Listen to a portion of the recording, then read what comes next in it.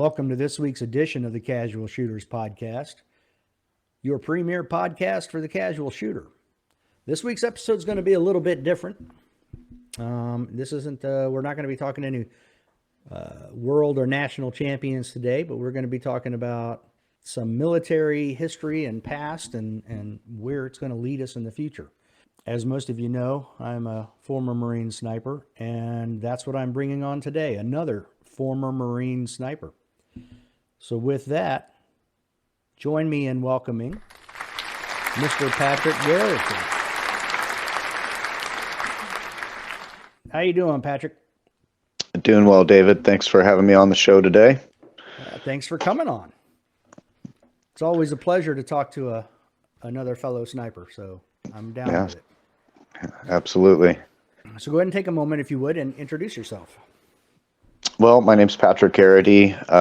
Grew up on the central coast of California, former Marine Scout sniper, got out in 2000, and since then have worked as a firearms instructor, a technical advisor on films, bodyguard, and now I'm working as a compliance officer in the investment banking industry. So all over the map. Yeah, like a jack of all trades there. I like it. Yeah, master of none. That's okay.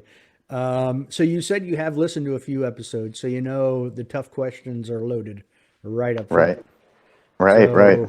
Yeah, so we're going to start with those, and the first one being, what's your favorite movie? Favorite movie of all time in the military genre would have to be Black Hawk Down. That's probably the first film I saw where the director, the technical advisor, everyone involved really made an effort to show things that weren't really shown on films prior to that, like The Fog of War. There's a scene in particular, if you're familiar with the actual event, one of the helicopters goes down. There's people, an Army Ranger unit is on the ground, medics administering aid to one of the downed soldiers. And in the scene of the movie, you can hear the sand whipping around on the mic as the soldier's talking and calling for support, calling the situation in, and the gunshots in the background and the dust. It was a good description of the fog of war that I had never seen in a film before, and that kind of got me with that film. There's quite a few that would be at the top of my list, but that is the top. Okay. And that's a pretty interesting thing that you plucked out of that movie, because that reminds me, my favorite being Saving Private Ryan from the military genre, where Tom, I can't think of anyway, where he got his bell rung with the explosion in the last scene with the tank. And the same kind of thing, things are just, he's kind of out of it, but things are happening and he's not really right there. Pretty interesting. Yeah. They do a great job in some of these more realistic military genre movies to show things like that. I tried to show a few things of that nature in one of the films I worked on was Shooter, and tried to show things like vapor trail and some of the techniques of camouflage that movies haven't really had the ability to show until special effects kind of came into play. All right, let's come back to that. Sure. We'll spend more time on that, because that I definitely have some questions there. But I want to get the initial questions out of the way, and then we'll get there. Sure. All right. So, did you deploy much when you were in the Marines? Yeah, I deployed twice, both Westpacks, and so we deployed out of San Diego, went about as far as Africa, and came back over a 6-month period. Okay, so this question is going to be right up your alley then, because like me, who spent, I did a med float. So Okay. same type of thing, just to the east. Hmm. Um, Favorite book? I'm sure you had to have read some books on deployment. Oh, yes. I am a bit of a history buff. This is kind of a weird part of history, but going down together, Bonnie and Clyde, the Bonnie and Clyde story, that was an interesting one. Hmm. David McCullough's John Adams was really interesting to me because that was written from the perspective of John and Abigail Adams's letters back and forth to each other during the founding of this country. So I thought that was a real interesting perspective on that time period. Those are probably my two favorite. We So played a lot. go ahead. Sorry, I was just going to add to that. We played a lot of video games and watched a lot of movies on ship. So it was We probably a little more of that. Yeah, we watched a lot of movies, but when I was on float, it was 1989, so there wasn't a whole lot for video games back then. Yeah, yeah. So it was reading and watching movies. Hmm. And there's a story I've got, but it'll have to be off air because there's no way that it would pass any type of censorship. So Oh, uh, quite a few deployment stories are like that. the Bonnie and Clyde book, is that written from the perspective of those two? Oh, that was a long time ago. I believe it was written from the perspective. It was third person. I don't think it was Okay. written from the perspective of the FBI agent either.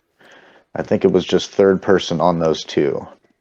Third, and I don't, I'm not into superheroes. You're into history. So I would prefer to hear your answer to this question, which is who's your favorite historical person? Oh, these are some tough questions.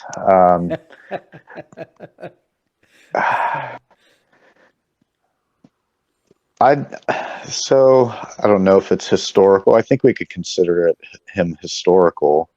Um, I believe Colin Powell was a great leader, political mind as well. Um, Read his autobiography. That was a good one. Um, I mean, as a Marine Scout sniper, I have to say Carlos Hathcock. He was a pioneer. Those are probably my top ones there. Okay. Heroes or iconic figures. I mean, I was always really interested in those individuals that wrote about warfare, like Sun Tzu. That's so cliche, but so much of what he wrote, or so much of what he taught, is still applicable today. So I guess that's a pretty influential figure. Yeah, that's a long list um, to I choose do. from. Yeah. Oh, sure. You've literally got since the beginning of time. Yeah. Um, Now going back to Colin Powell. Now I was in during Desert Mm-hmm. Storm and Desert Shield. Mm-hmm. So I was with Second Recon when they deployed, but I stayed back because I had orders to go to Quantico as an Okay. instructor. So there was a gap there of about 3 weeks where I had no unit. I was just literally in a deserted barracks. But Mm-hmm. I bring that up because I was in the corner of General Stormin Norman Schwarzkopf. I kind of felt, and maybe I'm wrong because you read Powell's autobiography, but I almost felt that there was the whole who was the when we were in Korea, who was the gentleman who wanted to invade China but was stopped by Truman? Um, he's the guy who said, "I will return to the Philippines." Um, Oh, you know who I'm talking about, though. The I'm general. Shoot, I cannot think of his name. Anyway, I kind of felt like Colin Powell and Schwarzkopf had that same relationship Mm-hmm. where I felt like Schwarzkopf wanted to be more aggressive, go all the way up further into Iraq. And Powell, who was the chairman of the Joint Chiefs of Staff, was throttling him back. But I don't know if that was also because I don't remember if that was because that's what the White House wanted, the politicians, or if that was something Colin Powell did. Can you shed any light on that at all? I would assume even today, and there has been for more than 100 years, talk about the military-industrial complex. Mm-hmm. My assumption of that situation is, why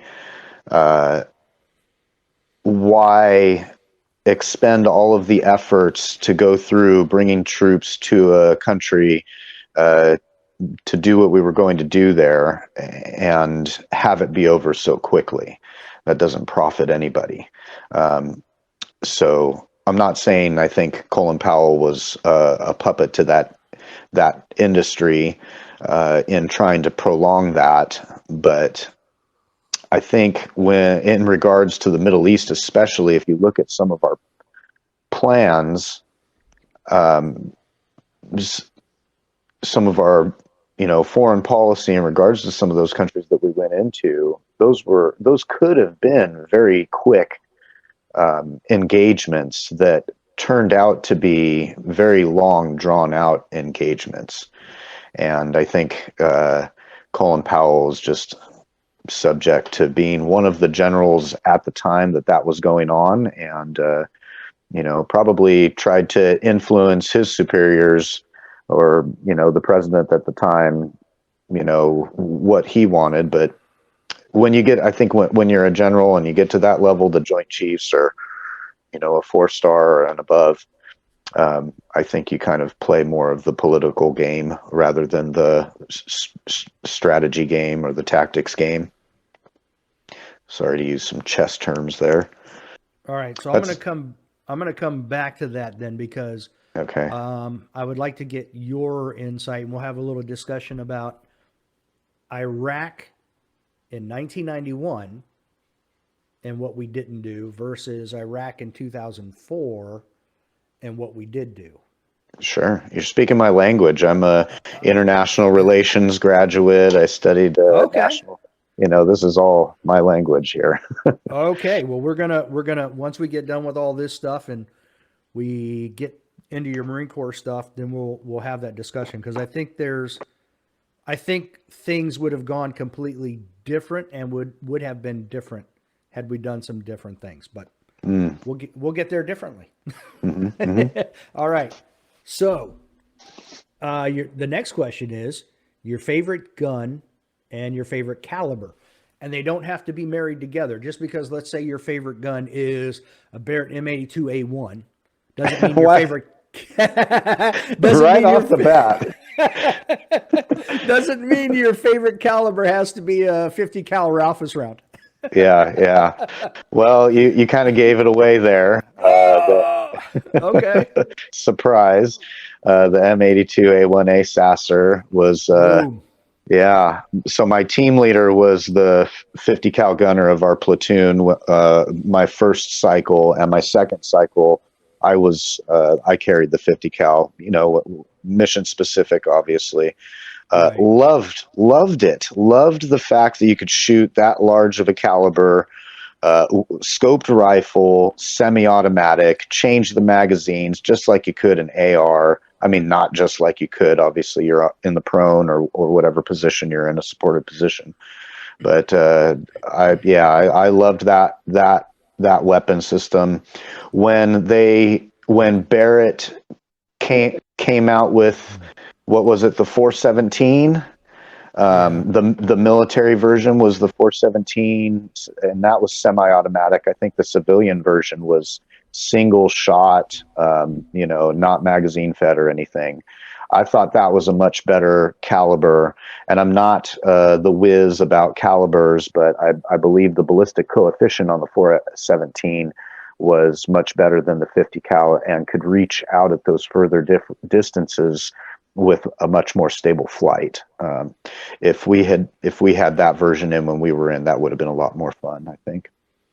Yeah, I think that's the 416 Shytac is the caliber. And yes, the ballistic coefficient on that is way better. Oh, maybe I'm confusing them here. It's been a while. But Maybe it was the 408 that was the Barrett.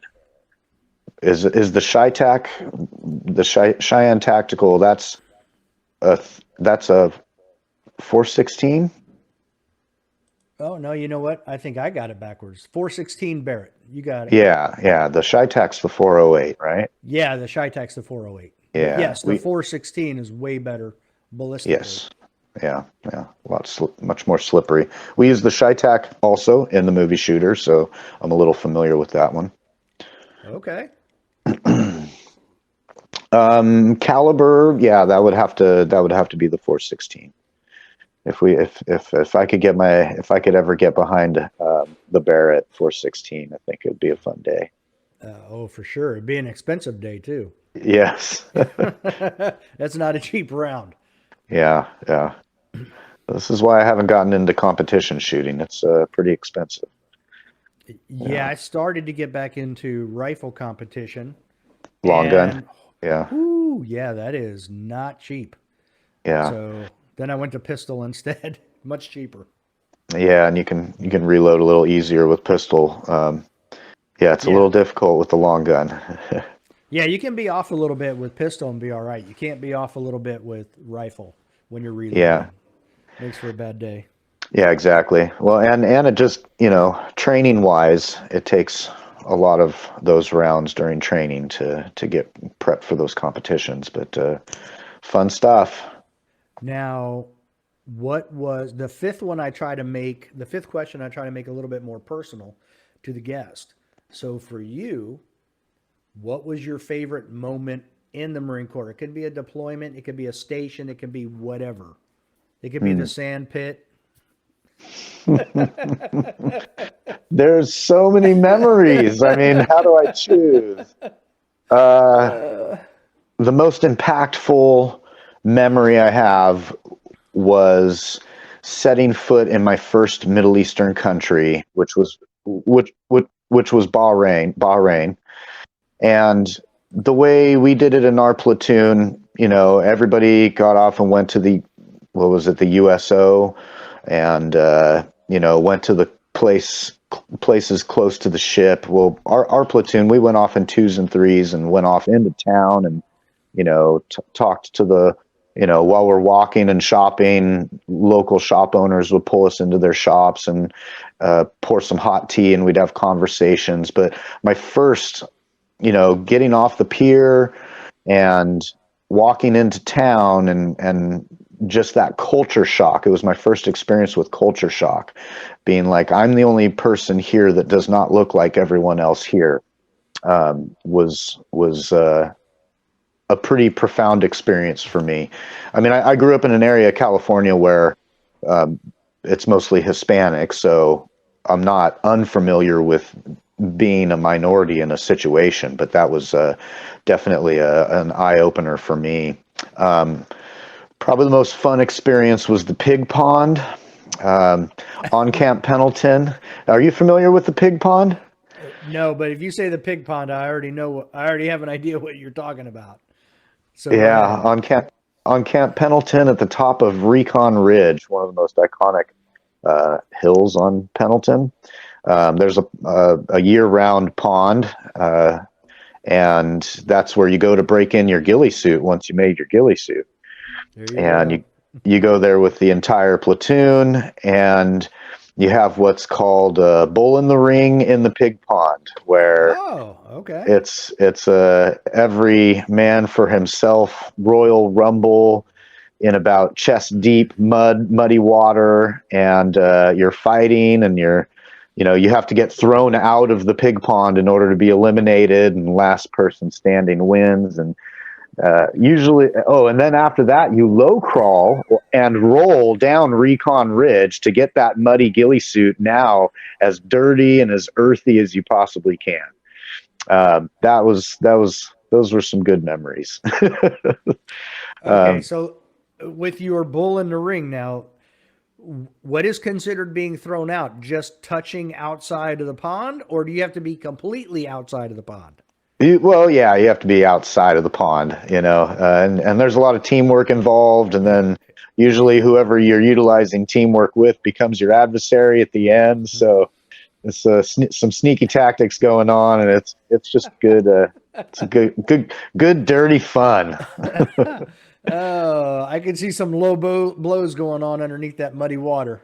Yeah, it's interesting. But then you get back and you hose off your ghillie suit, and it's torn in some places, so you know where you need to reinforce it. And maybe you didn't do a good of a job tying in the burlap, and so you need to tie in a little extra. And then your ghillie suit's ready. It's all stanky and somewhat muddy and ready for missions. Nice. Yeah, as soon as you use the word pig and knowing your background, I was like, okay, I know where this is going.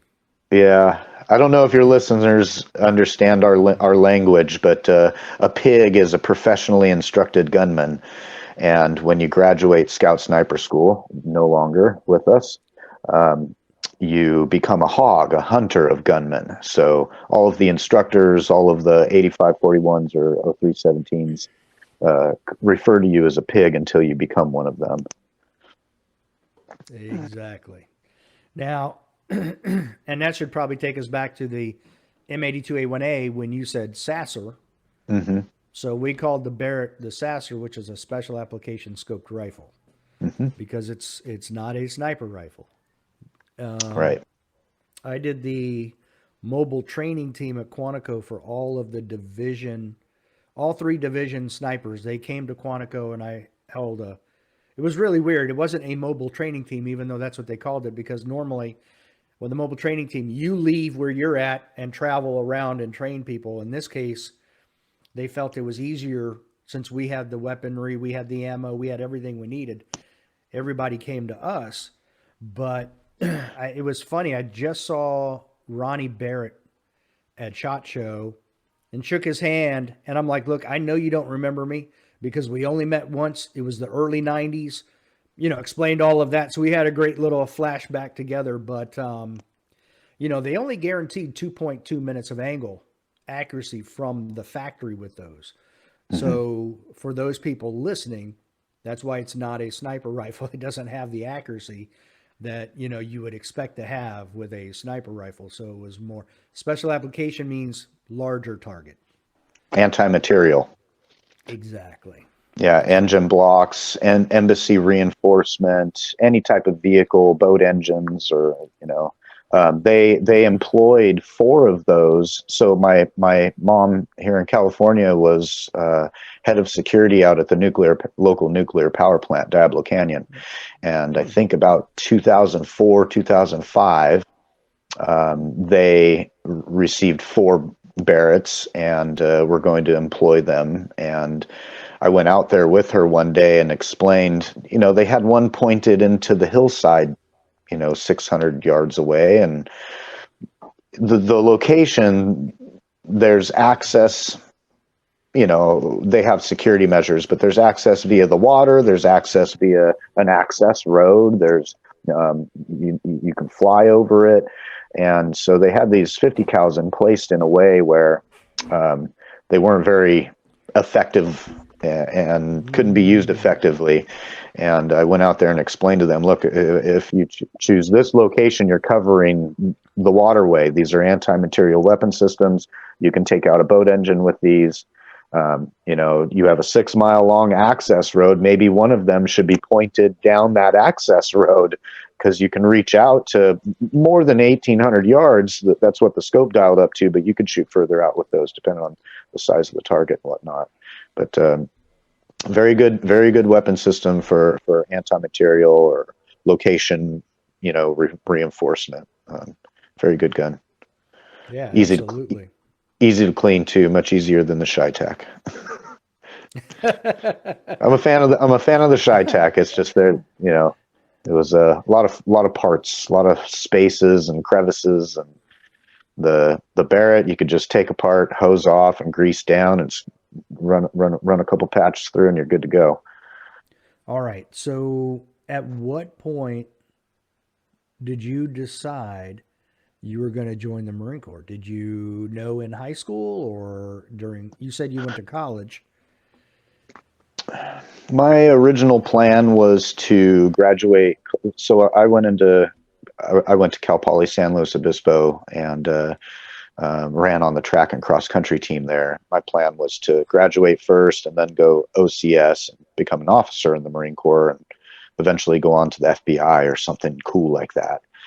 And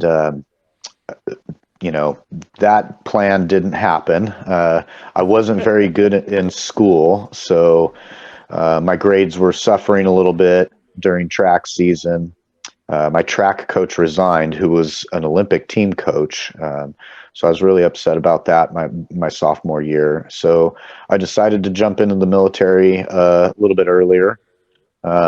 I actually went and visited my brother-in-law in Fort Bragg to check out the Army base, and went to Pope Air Force Base to check out an Air Force base. And I hadn't even, made a decision until I went to a MEPS just to look and see the process, and saw all of the poolies and their recruiters coming into this place to get their physicals and whatnot. And I saw, the Army people, the Army recruiters were showing up in sweats, and the Air Force people were showing up in civilian uniform or civilian attire. And the Marine dude walks in there with perfect shaved face, fresh haircut, razor sharp creases, looking like a badass. So, excuse my language there. And I kind of, that was what solidified my decision. I felt the Marine Corps had a better route for me anyways. I was thinking of going in as a military police officer like my dad was during the Vietnam years. But I found out quickly that when you're colorblind, you can't be an MP. So I said, sign me up wherever you need me. So they put me 0300 infantry. I ended up getting meritoriously promoted in boot camp, and then went through infantry school. And at the end of infantry school, there was a scout sniper unit down the road, 1-4, 1st Battalion, 4th Marines, that needed 2 more to fill up their platoon before they deployed. And they were looking for, so at the time, in order to get into a scout sniper platoon, you had to deploy as an infantryman for, one deployment, and then you come back, and you have a year in at that point, and then you can take the induct and see if you can get in. Well, they took a couple of us straight out of infantry school. We hadn't been in the fleet, had no experience as a Marine at that point whatsoever, and put us through the induct, and that's how I ended up in the scout sniper platoon. Two of us passed the induct, and they took us into the platoon. We actually took the induct with a bunch of Marines that had been in for a year and a half, and infantrymen that had qualified to take the induct, and came out ahead of them. So it was a pretty wild run, but I was pretty happy with the decision to go in. So at ITS, how did you find out that, one, they had these openings and that you could take the indoc? So at the time, they were allowing infantry school students to take the recon induct, the battalion recon induct. Yeah, okay. Yeah. So that's an 8-hour, grueling one day grueling process, running, swimming, ruck runs, all sorts of stuff. But it's about 8 hours long. When I was in, that's what it was. And I thought, after just having run college track and being in the best shape of my life, that I was not in shape to do that. And I wanted to go into the infantry for a little while, a deployment, get better at whatever, anything, everything, and then go take the recon induct. Well, a week before graduation, the instructors came up to 2 of us in the school, infantry school, and asked us if we wanted to take the Scout Sniper Indoct. And they said, we're not really asking you. You're the cream of the crop of this class. We're asking you that you are going to do the Indoct. This We're is an opportunity. volunteering Yeah, you. yeah. They said this is an opportunity you don't want to pass up. And I thought, well, my first question was, what's the Scout Sniper Indoct? And they said, well, the Recon Indoct, that's the first day of this, and then you have 4 more days. And you usually don't sleep, you don't eat, you're constantly going on patrol and doing mock missions. And if you make it to the end of the week without falling apart, then you're in. And I was like, wow, I should have done the Recon Indoct at that point. But so did it, and I'm one of those people that just keeps charging forward. Quit was never in my mind. In fact, helping everybody else get through some of the grueling stuff. I actually got yelled at for doing that while we were on our Indoct, but that's the type of person I am, is just push forward. And this is what's on my plate right now. Let's try and, do my best at it. That's how I ended up there. Oh, wow. Okay. So you went straight to the state platoon? Yeah, I went to the state platoon. They had a kind of a crash course for us to get us ready for school. They put us through a month-long in-house school of infantry operations because they wanted the two of us to learn what our supported unit does, how they conduct patrols, how they conduct assaults, so that we can support them. Well, we had not been on deployment as an infantryman, so we didn't know that part of it intimately like they did. So they took us for about a month. They just beat the hell out of us and basically ran us through a crash course of how to be a squad leader, in an infantry platoon, and then how we support them as a scout sniper. They put us through a prep school for division scout sniper schools. So we did another month. And at the time, division schools was 2 months long. So this regimental scout sniper course, anyone in the regiment could come. And that was 4 weeks long with all of the same material. You covered everything they did in the 8-week course, or I think it was 10 weeks actually, in the 4-week course. So you basically don't sleep or don't eat the entire month. You're learning how to use the M40 and all the weapon systems, learn how to use all the optics, learn how to land nav and do all the stuffs with all the things, and then they kick you off to school. We had a little bit of time before we went to school. We went to a couple of the SOTG schools, Special Operations Training Group schools. We went through Urban MSPF, Urban Maritime Special Purpose Forces School. We went through Urban Sniper. We went through Reconnaissance and Surveillance School.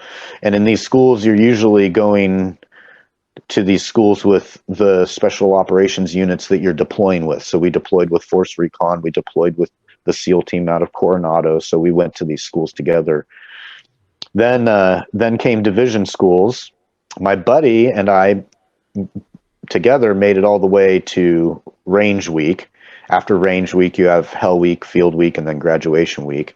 I didn't qualify on range week. So my first stint at division scout sniper schools, I failed. I went unqualified, and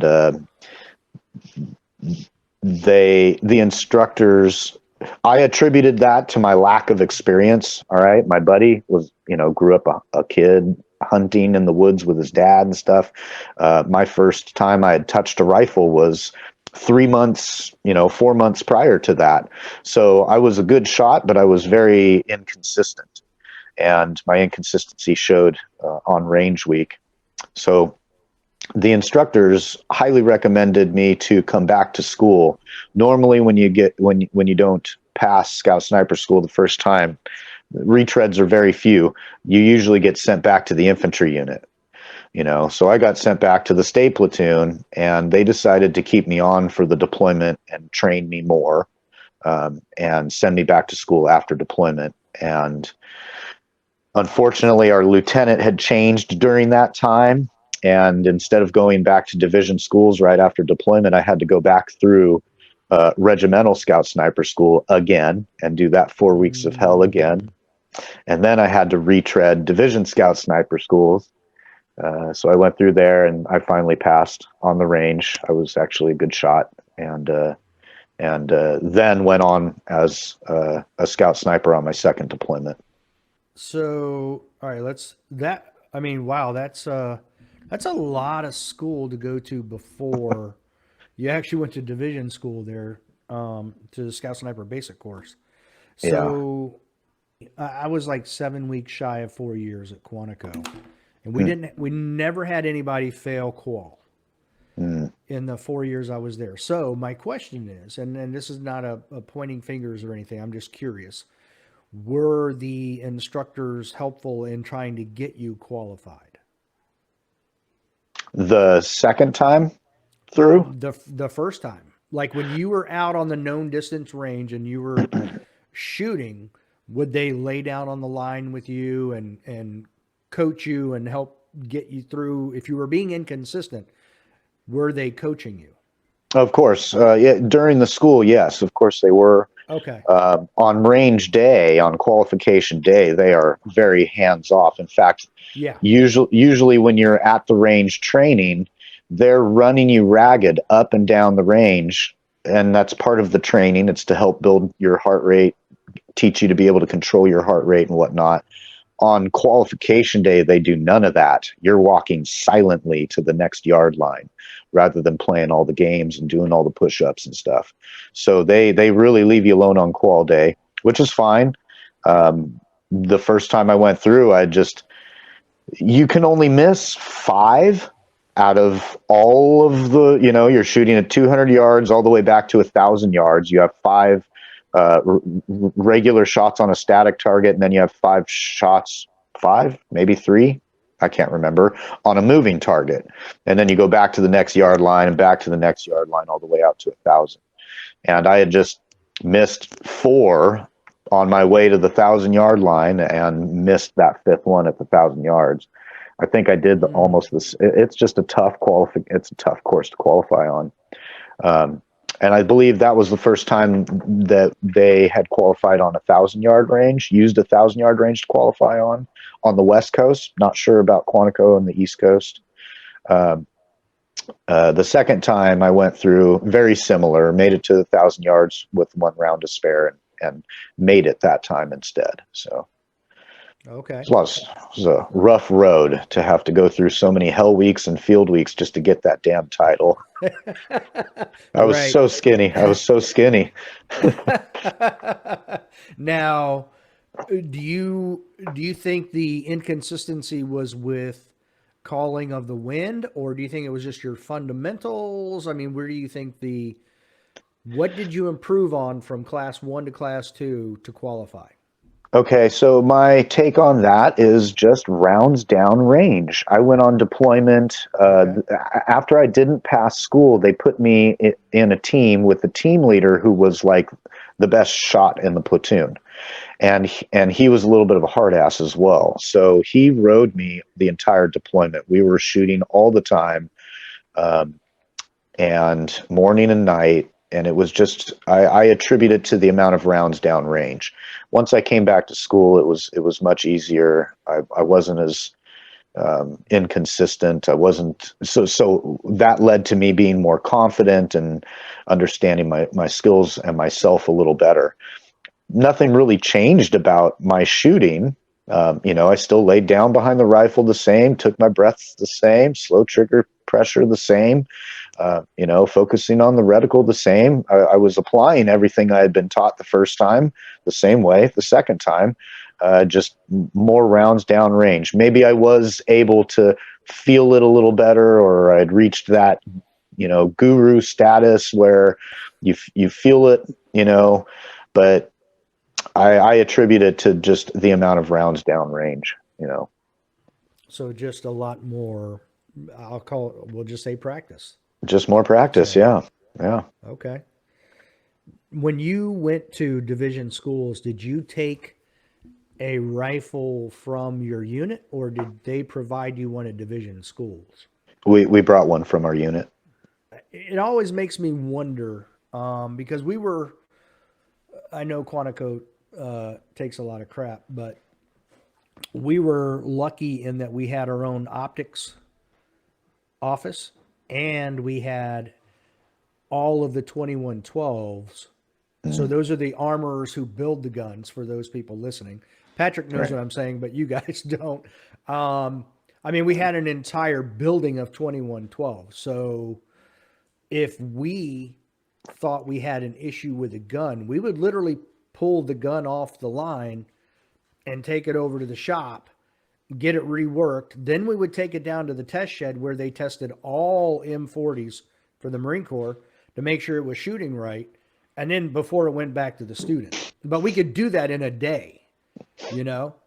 So we were spoiled in that way. So we knew that every gunshot, every unerdal functioned properly. So I wonder sometimes those guns coming from the field that or from those units, they get used. Our guns got used too, but we knew when something was wrong, and we had the means to get it fixed rapidly. Whereas, that glass bedding, you beat it up on some stalks a few times, it may not be holding a tight a group as a normal M40. So Yeah, you're absolutely right. If we had an issue with the rifle, we had to mail it off, and it would take weeks.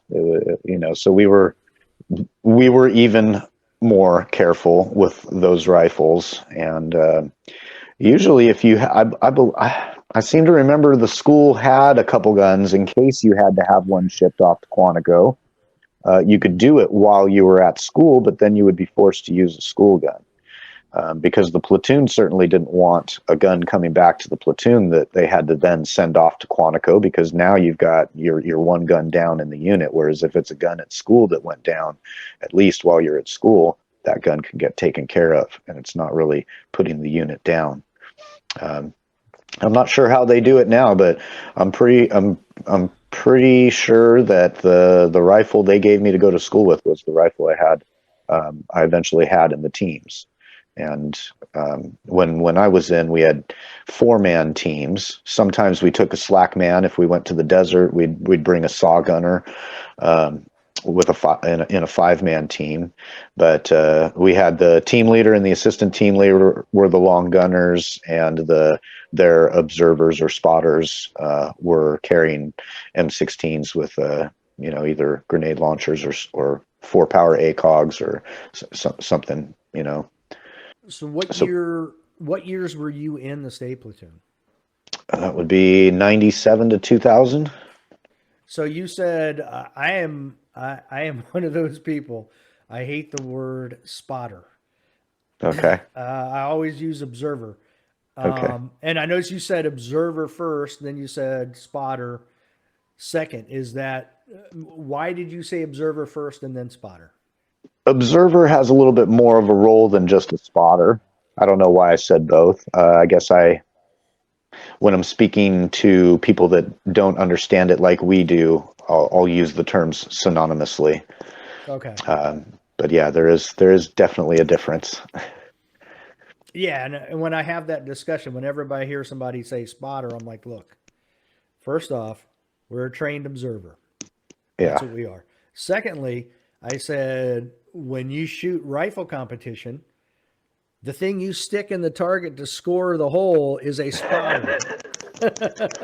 So True. I am not a little thing that you stick in a target to score a hole. Yeah. So Very I'm true. a Very trained true. observer. So it's just one of my pet peeves. I don't know why that has stuck with me, but it has. Yeah. The way we were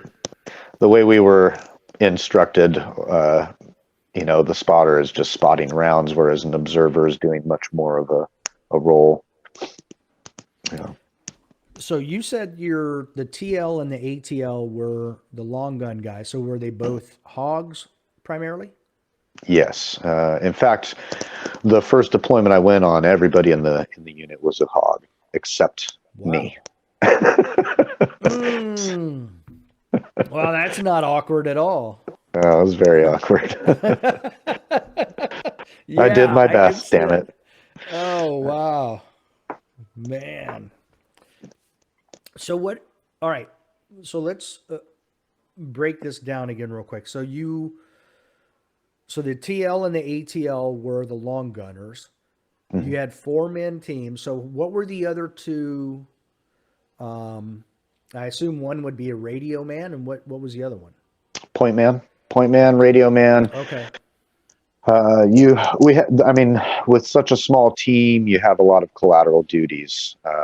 I was Mm-hmm. usually I was usually the demolitions person if we had any C4 to set up, or if we had, if we were set up in an urban environment where we had to use motion indication devices. Those were some Okay. of my collateral duties. I was the radio man, as well. And, those the Hearst master as well. It just, everybody went to different schools to have different tools to be able to get us through different situations. So, sorry, Hearst master, heliborne rope suspension training master. So that's the person that rigs the helicopters or buildings or natural terrain features to be able to fast rope from, rappel off of, or spy rig from. Spy rig would be the rope that dangles from the helicopter that you clip into, and the helicopter flies off while you're dangling from that line.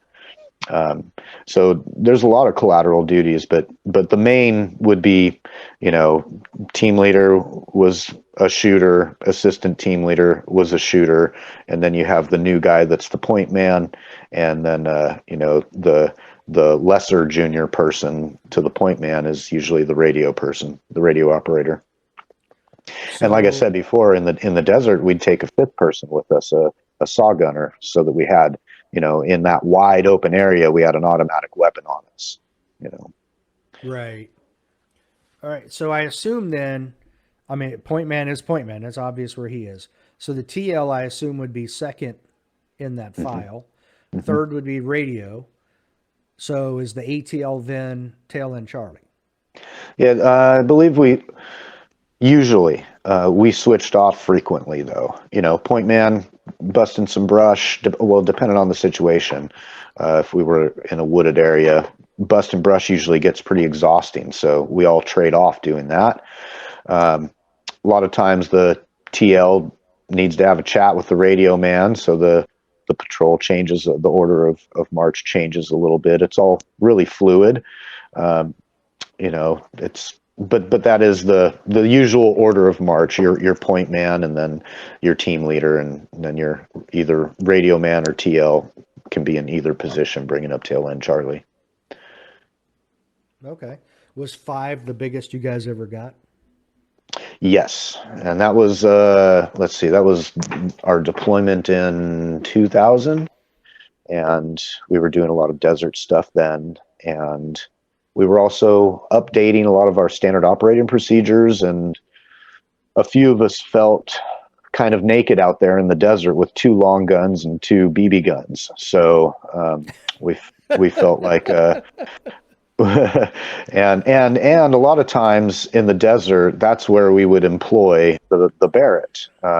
It was used, as you know, extensively throughout the Gulf War. It's a good anti-tank weapon system. Maybe I wouldn't say anti-tank, but it's a tank uh, debilitator. It'll debilitate a tank. You can take the tracks off the tank. There's vulnerable spots. You can make a tank dead in the water with that gun, but then you better run. Yeah. Better get behind something big. Yeah, we learned it's better to take out the support vehicles because the tanks will eventually break down. So you take out the support vehicles, and you don't have to worry about it. But yeah, the slack man, we carried a lot of gear in the desert because you're usually observing from a little further off, so you're bringing more optics. You're usually much further away from your supported units, so you have a lot less support. So you're bringing more food, more water, more gear. So you've just got a lot of stuff, and a fifth person to divvy some of that stuff out to is we found to be very helpful, and having the fully automatic weapon was a sound move in the desert like that. And I believe teams started playing around after I got out. Teams started playing around with 6-man team, having 6-person teams. Uh, which makes perfect sense in certain environments. I think two-man teams make better sense in other environments. It's all situation and mission dependent, really, on how you formulate that stack. I totally agree. And I could see where with a 6-man team, one, if you're all together, it helps with security. Hmm. Two, if you're getting close to your objective, you can have an objective rally point before you get there, and you can split off into 2 3-man teams Absolutely. and really cover a lot of territory. So I can see a lot of benefits. When I was the reason I asked about the 5 was when I was in Marine Recon for the 5 years I was in there, 5 was average for us. Okay. When we went on the med float, there were 5 of us, me, an ATL. Basically, I had a guy who was primary point, guy primary tail, and a radio guy. And when I think a lot of people, you hit on what a lot of people don't realize is the amount of weight that daggone radio adds with the batteries. You got to spread that stuff out. But right as Desert Storm was getting ready to go live and they were getting ready to ship people across to the desert, my team that I was on swelled from 5 to 8. Everybody's team, like they were just dumping privates and PFCs in our Wow. units and swelling the ranks going over there. So that was interesting at the time. Now, Wow. me personally, it's hard to hide 8 people Yeah. when you're trying to be sneaky. So That is, I wasn't that a is, fan of that. yeah, that is the problem with the larger teams is you're a little noisier, a little more visible. But Hmm. again, if the situation calls for it, sometimes that's a good option. It's good to have those options. Now, did your long gunners ever carry 16s or M4s or anything like that in addition to their long gun? We set up in school in that way. We'd always strap the long gun and carry the one that had more ammo, had a larger magazine. And there were missions where we would go without our long guns, where it was strictly reconnaissance and surveillance. Surveillance, So yeah. a lot of times we wouldn't bring the long guns at all. A lot. It was really all, you have, this is your array of weapon systems, and this is your mission, and you're selecting what weapons would be best for that mission. Yeah. Uh, Looking back on your time in the state platoon, is there anything you would do differently? Whether it's how you would deploy or anything? We were very good about making those changes. I mean, the one thing I would do differently is I would have not gotten out. I think that's Okay. a, a life mistake I made a long time ago that I'm always kicking myself in the butt for every morning. But no, we made those changes. As an example, before we deployed, we had to do um, qualifying missions to qualify as special operations capable. We deployed as a MUSOC, Marine Right. Expeditionary Unit Special Operations Capable. Well, to have the designation of Special Operations Capable, you had to do a few of the 52 different special operations missions jointly with other special operation operators. So our bread and butter missions were the VBSS, the Vessel Board Search and Seizures, where you're taking over a ship suspected of, whatever, trafficking drugs or kids or weapons or whatever. And you'd have the SEALs attack part of the ship, and the Marines would come in and attack another part of the ship, and one would take the aft steering, and the other group would take the bridge. And in the meantime, you have a shoulder ship with a sniper platform, and you have a Huey circling the ship with a sniper platform. Well, there were some standard operating procedures that were old, antiquated, I'd say, And, we took note of that when we were working up these missions and, explained to the MUSOC commander, there's a way we could be doing this differently. There's a way we could be doing it better. And, they gave us the go ahead and change the standard operating procedures as long as we briefed everybody in the room what we'd be doing differently. For example, on those specific missions, the takeover ship was broken up into 3 phases, and you've got SEALs running on one end and Marines running on the other end, and they're all meeting in the middle, basically. We're not allowed to shoot in the same phase that those operators are operating in. We have to shoot a phase in front of them. And I mean, the shoulder ship, the sniper platform on the shoulder ship, and the sniper platform in the Huey. And I thought that was BS. If somebody's standing right around the corner of the bulkhead from you and you're about to walk past them, and I see that they've got the advantage on you and can take you out as you walk past, I'm going to take them out. I'm not going to sit there and watch that happen. So I briefed that to the MUSOC commander, the SEAL platoon. I said, we're doing this differently. This is how we've always briefed it, that we're shooting one phase line in front of you. We're not doing that anymore. We're professionals. We're scout snipers. We can hit our targets. Trust us. If I see someone right around the corner from you, I'm taking the shot. I'm not letting you get killed. And there were a couple other things that needed to be worked on Yes. Patrick, how did they react to that? How did they accept? Were they good with that? Oh, yes. Okay. The pilots were on board with it. Everybody was on board with it because we had identified a weakness. We had identified somewhere where we could be stronger, and didn't understand the reasoning for why it needed to be the way it was. And we questioned that. And instead of just bitching about something, we came up with a problem and a solution. Here's the problem, here's the solution, rather than just complaining about the way things are. Right. Yeah.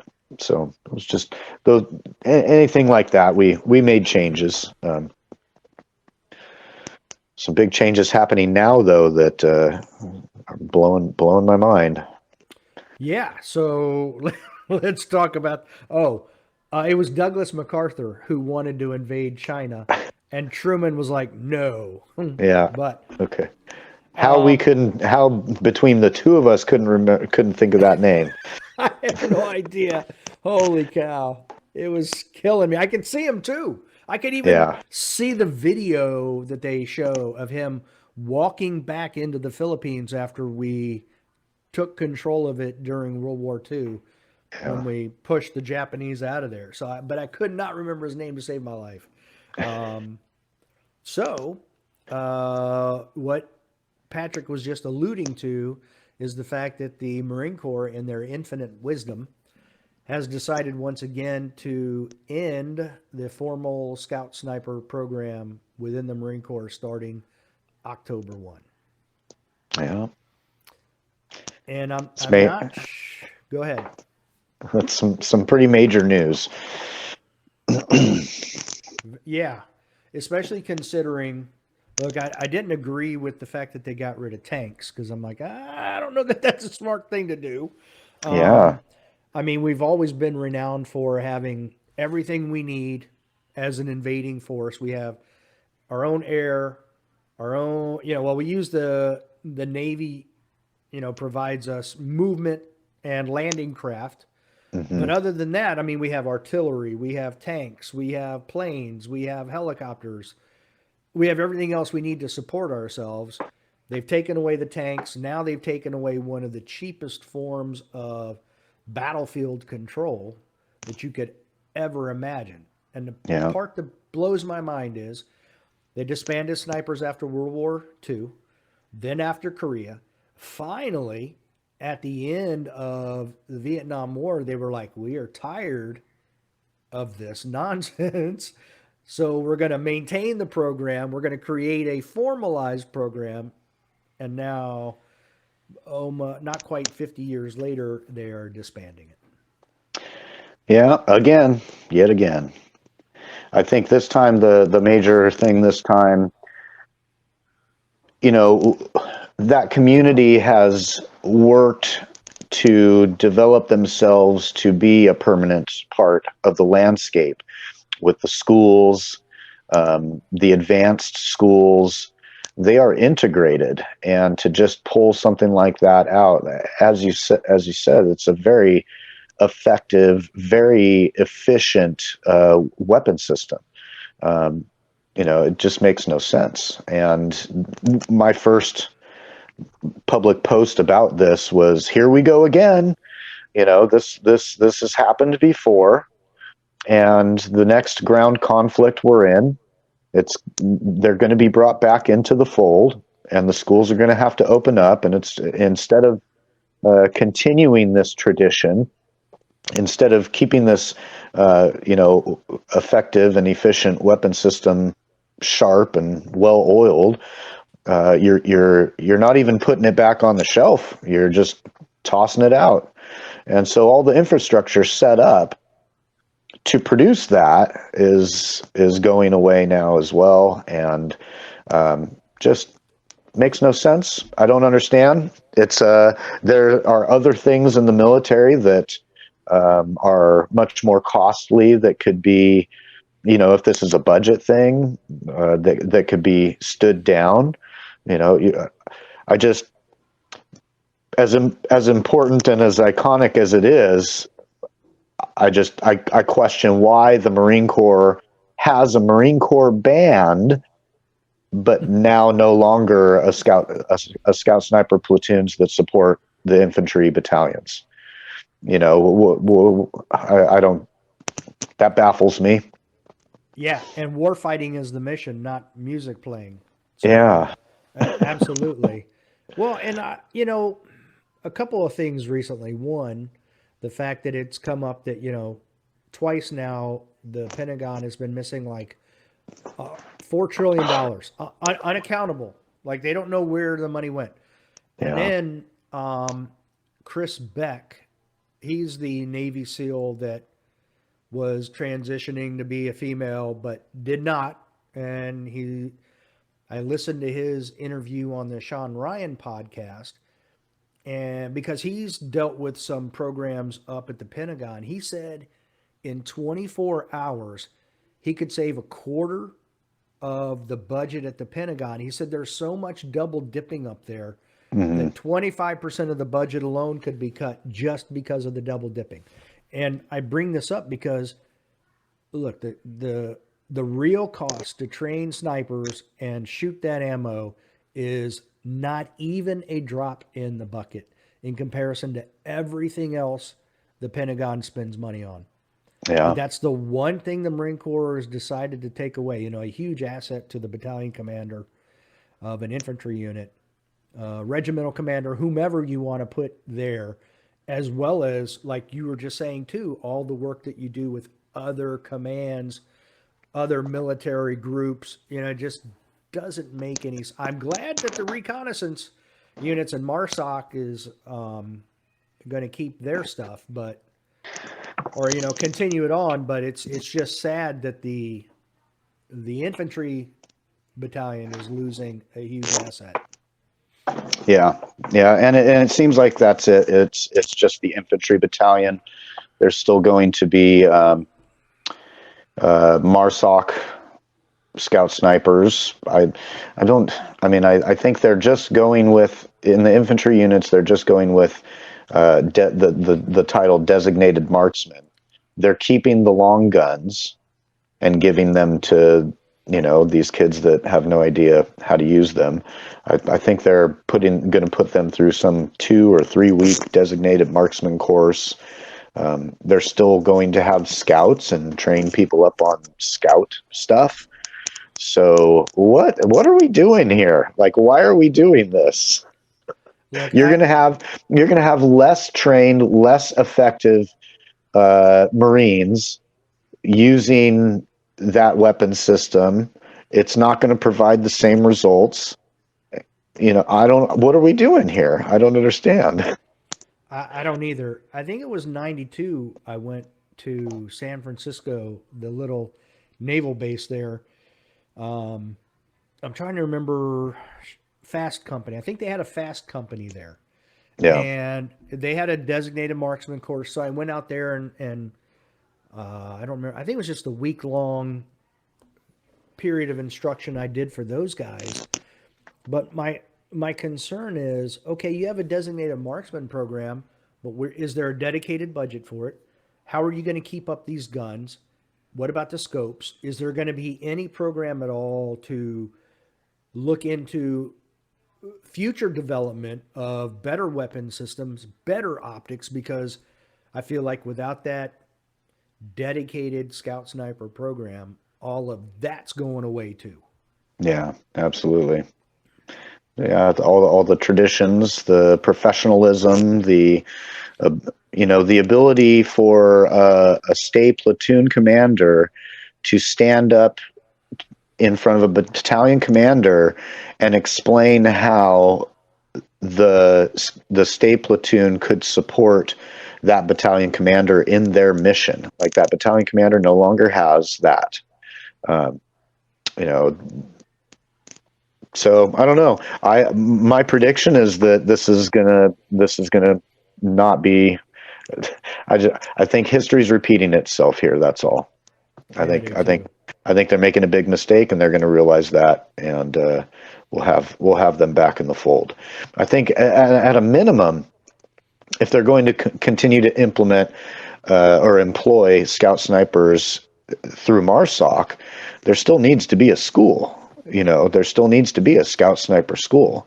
But if you're not going to have scout snipers, quote unquote, running through MARSOC, then maybe they're also making the transition there to whoever's in MARSOC can go to a designated marksman school, and that will be the sniper of the team or whatever. But that's half the skill set. The skill set is sorry, that's a third of the skill set. The skill set is summed up in the acronym EPD: Enhanced Surveillance, Precision Rifle Fire, and Direction of Supporting Arms. A designated marksman isn't going to do all that, doesn't do all that. They do one third of that. A scout does one third of that. A forward observer does one third of that. A Marine Scout sniper does all of that, and we're just don't need that person anymore. So I have a feeling that, this will be dialed back quite a bit. Yeah, and I mean, just from what I've read and the chatter I've been hearing, it seems like the MARSOC sniper school, the reconnaissance school, sniper school, Hmm. I guess they're taking out the stuff that they're learning in their other schools. So it's going to be primarily a shooting school. I'm not sure what all else will be added to that. I don't know if, stalking will be in there or because it sounded like they're taking out like the land navigation and stuff like that, which I get. I understand if you're doing your own specialized school, you don't need to duplicate efforts. If Yeah. they've already been taught those skills, then you don't need to teach them again, you know. So I totally get that. I'm not arguing that at all. But it does mean though that given enough time, they're almost going to have to start from scratch if they start this back up again. Yeah, exactly. Just like they did before. Yeah. Nuts. Yeah. Have you been hearing anything out there on the West Coast, anything more about it, or is that all you've heard as well? Our platoon has got an email chain going, and everybody's chiming in on it. Most of those guys ended up going Army Special Forces after they got out. A few went to Air Force PJs and so on and so forth. So we're just we had our 20-year reunion just a couple years ago, and so we're all still in touch on an email chain. Just it's nothing kind nothing kind is being said about this, that's for sure. In fact, our former captain, our platoon commander, is a part of the email chain. He's the one usually really good about getting us all together, and he's even a little perturbed about this. It's just, There's a good word. yeah, it's got us Hey, all a little shaking our heads a little bit. And I mean, we're both members of a private Facebook group as well. But Hmm.